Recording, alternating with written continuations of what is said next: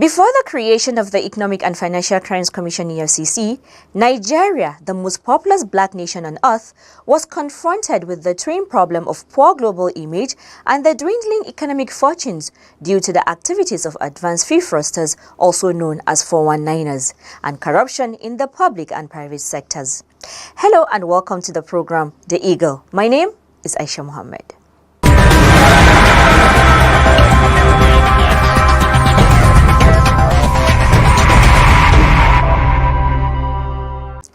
On the program today, we represent to you a special documentary that chronicles efforts made by the EFCC in combating the menace of corruption in Nigeria. Please stay tuned as Aisha Gambari will be our guide right after this timeout. Before the creation of the Economic and Financial Crimes Commission EFCC, Nigeria, the most populous black nation on earth, was confronted with the twin problem of poor global image and dwindling economic fortunes due to the activities of advanced fee fraudsters, also known as 419, and corruption in the public and private sectors. Foreign direct investment came in trickles, and domestic businesses struggled to get by, while the nation's infrastructure was in severe state of decay. The EFCC was therefore created as an instrument of reform to help restore confidence in the nation's economy by instilling corporate responsibility through the enforcement of all extant laws on economic and financial crimes.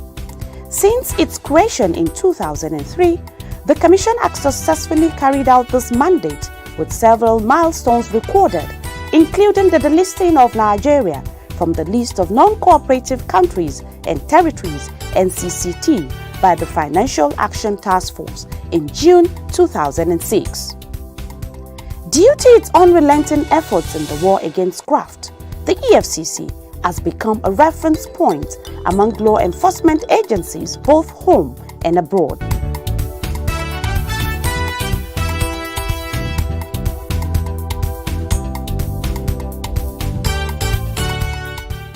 Ibrahim Mustafa Magu, a commissioner of police, became the acting chairman of the EFCC on November 11, 2015, after taking over the arms of affairs from Ibrahim Lamurde. Magu is one of the founding staff of the EFCC, who served as the head of the Economic Governance Unit during the tenure of Nuhu Ribadu, the pioneer chairman of the EFCC. Since Magu assumed office as the acting chairman, he has been unwavering in his commitment to change the narrative as far as the fight against corruption is concerned. His first challenge on taking the reins of affairs was to address the dwindling fortunes of the Commission by initiating reforms that has ushered in a radically improved work ethics within the Commission. Convinced that an organization perceived to be corrupt cannot fight corruption, integrity issues were addressed by ensuring that round pegs were placed in round holes in terms of postings to sensitive operations position. To ensure that only the best are offered employment into the Commission, the recruitment processes were also reviewed. Several measures including aptitude tests, interviews, polygraph examinations, and vetting of candidate certificates and background were introduced amongst others. New cadet intakes employed by the Commission are thereafter sent to the Nigeria Defense Academy in Kaduna for rigorous law enforcement training. Fully conscious of the growing sophistication of economic crimes and corruption, an inventory of the existing operations architecture was taken, which resulted in the creation of new units to address emerging challenges in criminality. New zonal offices were also created in Ibadan, Kaduna, Benin, and Iyo, while the Maiduguri office was reopened to improve accessibility of the public to the Commission. The EFCC new head office complex, whose construction was abandoned due to lack of funds, was also given priority. Upon his assumption of office, all avenues were employed to raise funds for the completion of the project. With the support of President Muhammadu Buhari's administration and the 8th National Assembly, Julius Berger, the construction company handling the project, returned to site, and the building has now been completed.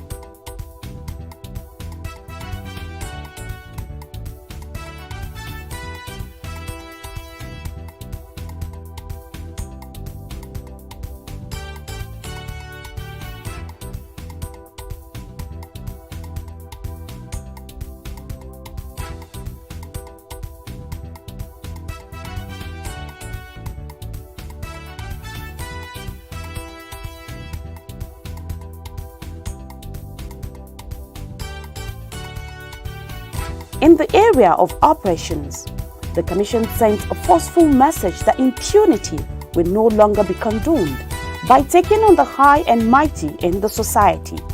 One of the flanks of war being waged by the Ibrahim Magu-led EFCC is leading an investigation into the arms procurement deal saga, allegedly involving top-serving and retired military generals and political leaders. For the very first time in the history of Nigeria, senior military officers, including former service chiefs, a number of serving and retired generals, their civilian counterparts, former ministers, governors, and several politicians were investigated and arraigned for allegedly diverting over $15 billion meant for the procurement of arms to combat Boko Haram insurgency in northeast Nigeria. Also arrested and arraigned was Colonel Sambo Dasuki, a former security advisor to former President Goodluck Jonathan. While the alleged free stealing and sharing lasted, hundreds of soldiers were dying on the battlefield. Thousands of innocent lives lost. Women were raped and abducted. Children were rendered orphans, and properties and houses worth billions of naira were destroyed. The 2 million displaced people in camps across the country, while being thankful for their lives, contend with the harsh realities of survival. In many other parts of the country, compatriots continue to live in fear, grief, pains, and sorrow.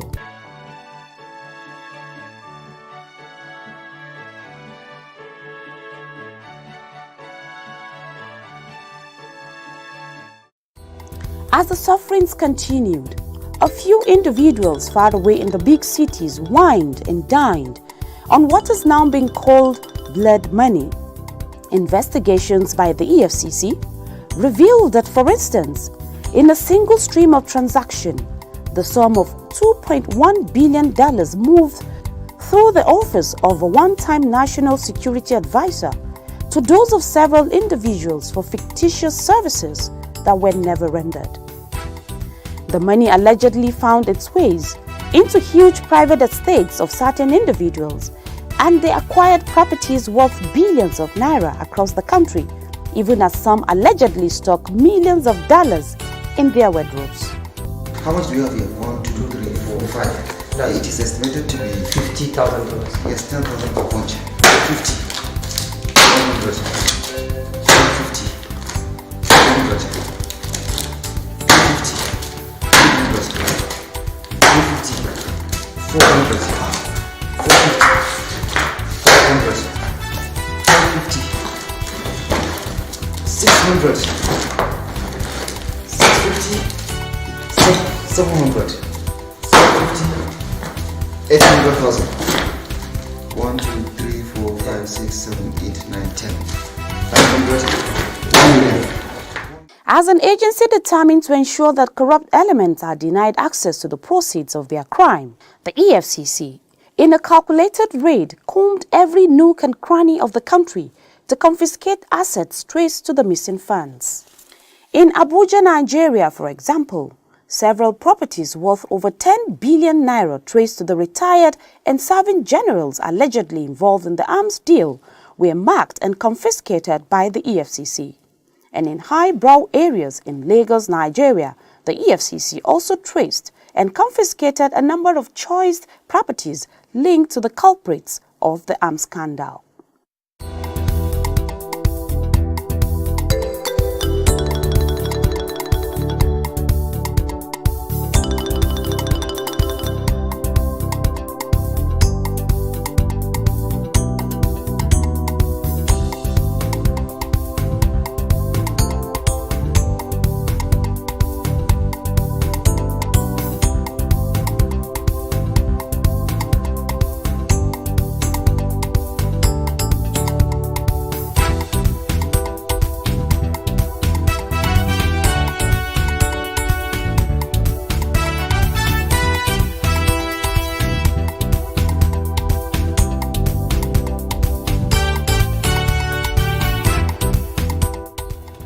Apart from the arms deal fraud, the Commission moved into the oil industry.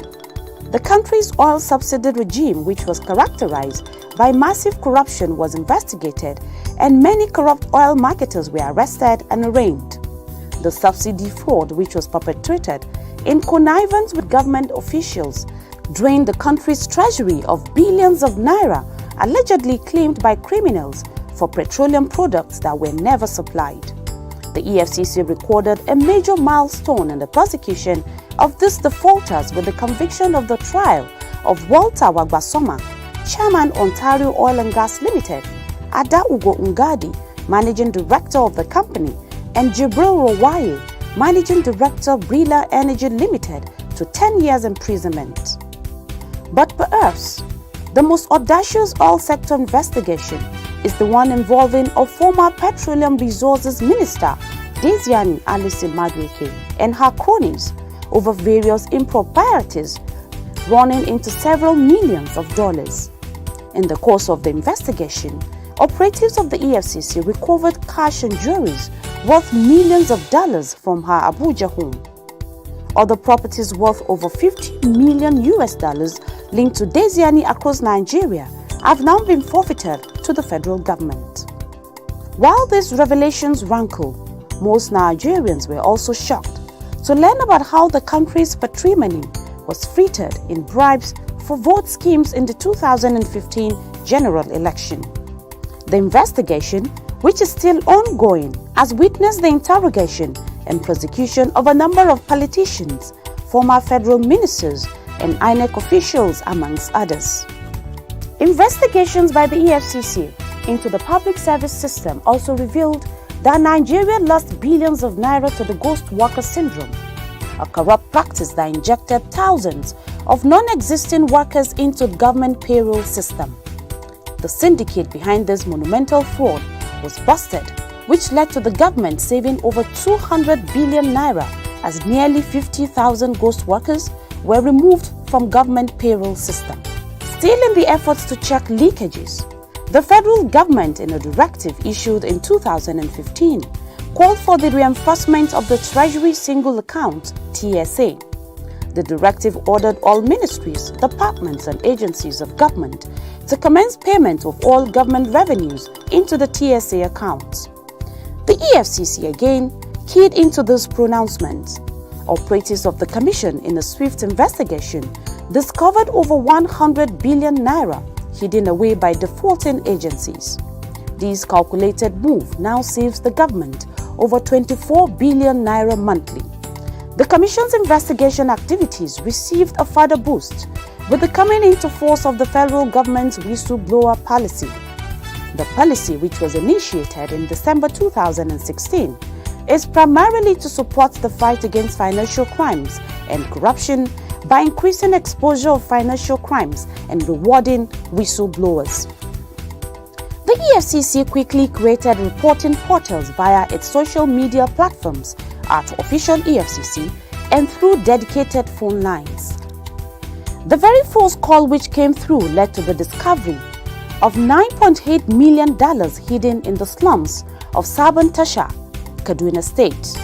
The money is said to belong to Dr. Andrew Yakubu, a former group managing director of the Nigerian National Petroleum Corporation, NNPC. The funds are under an interim forfeiture order, even as Yakubu challenged the court order.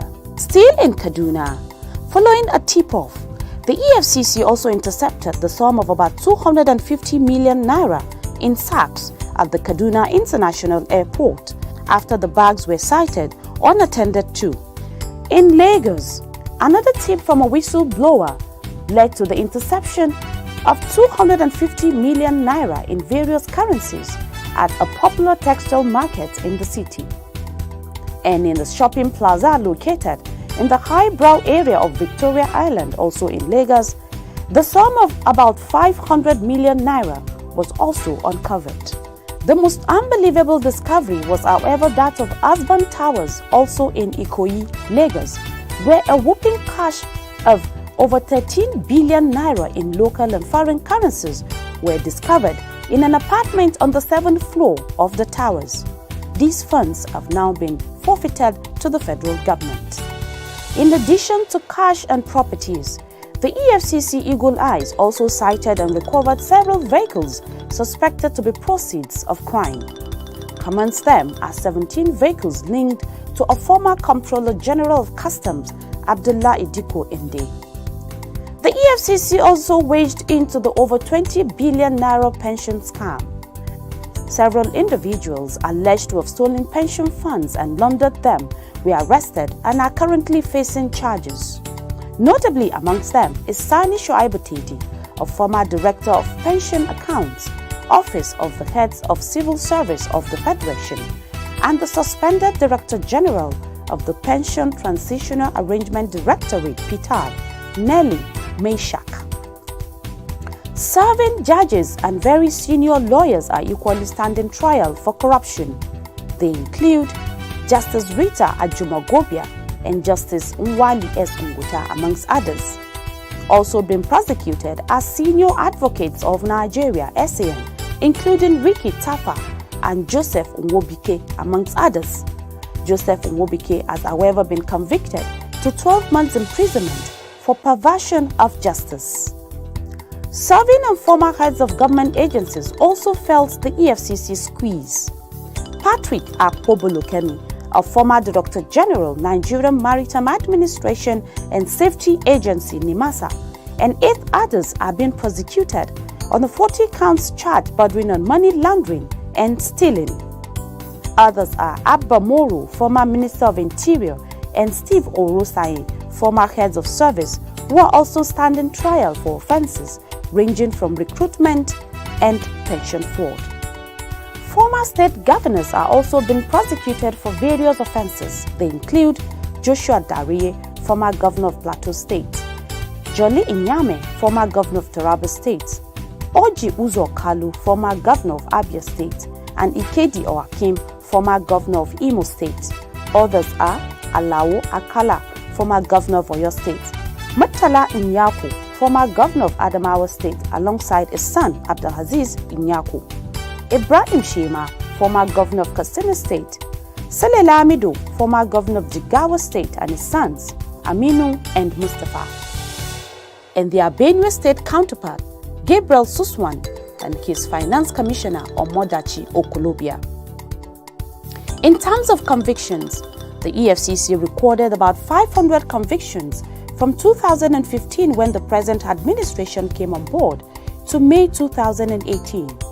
Those convicted include a former governor of Adamawa State, Bala Ingelari, to 5 years in jail for procurement fraud, though later upturned by the appeal court, but the EFCC has since filed an appeal against the ruling. A former local government chairman in Kogi State, Gabriel Daudu, was sentenced to 5 years in jail for money laundering, and 3 oil marketers, Walter Wagbasona, Ada Ugo Ngadi, and Jibril Rawaye, alongside their companies, were also sentenced to 10 years imprisonment for oil subsidy fraud.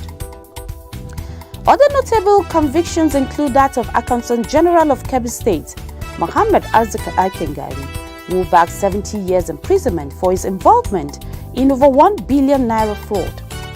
An undergraduate of Kuala Lumpur Metropolitan University, Malaysia, Hope Olusegun Aroke, was sentenced to 24 years imprisonment for his involvement in internet fraud.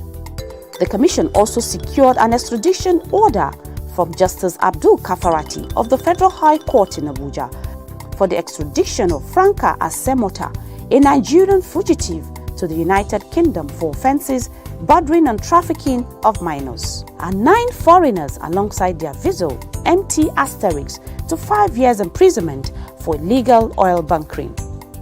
This is just to mention a few. In the area of international collaborations, the EFCC has also been actively involved in the efforts to repatriate stolen Nigerian assets abroad. These calculated exercises has seen the Commission engaging countries that are believed to be nest of stolen assets.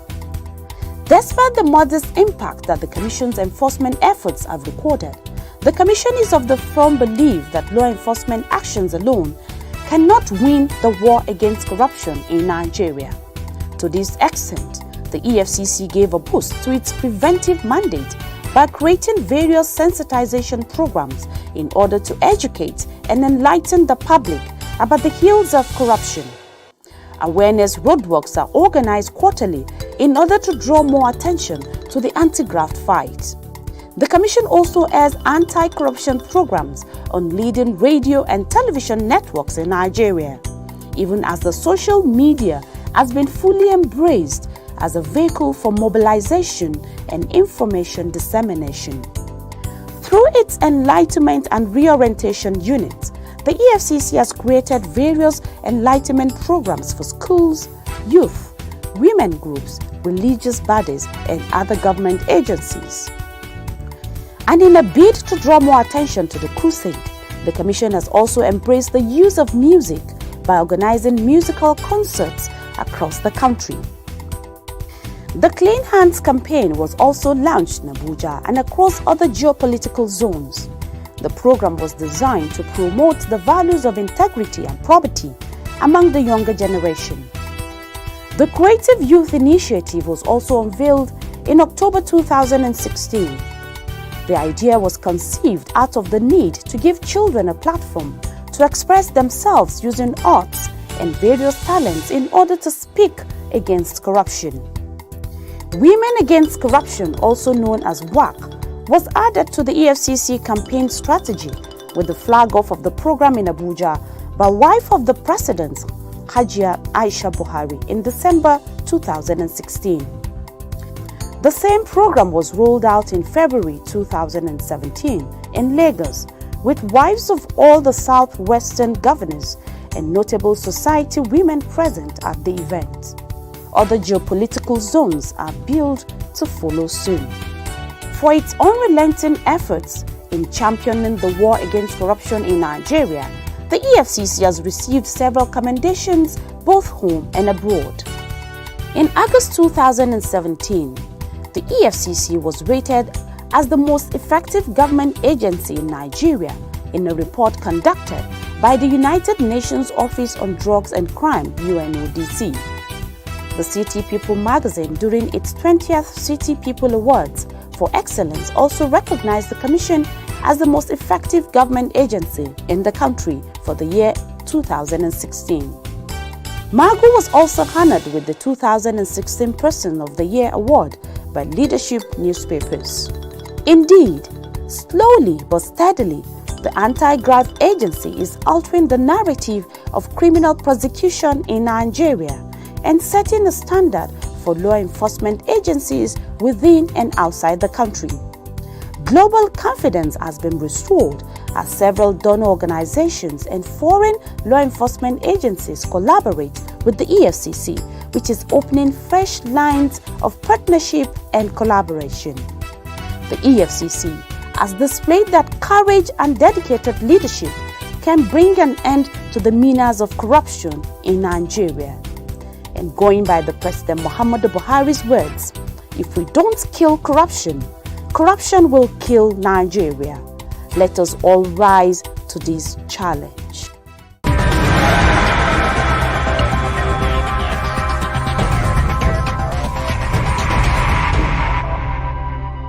Indeed, slowly but surely, the anti-graft agency is altering the narrative of criminal prosecution in Nigeria and setting a standard for law enforcement agency within and outside of the country. It is believed that all Nigerians will support the EFCC in its quest for a corrupt-free Nigeria.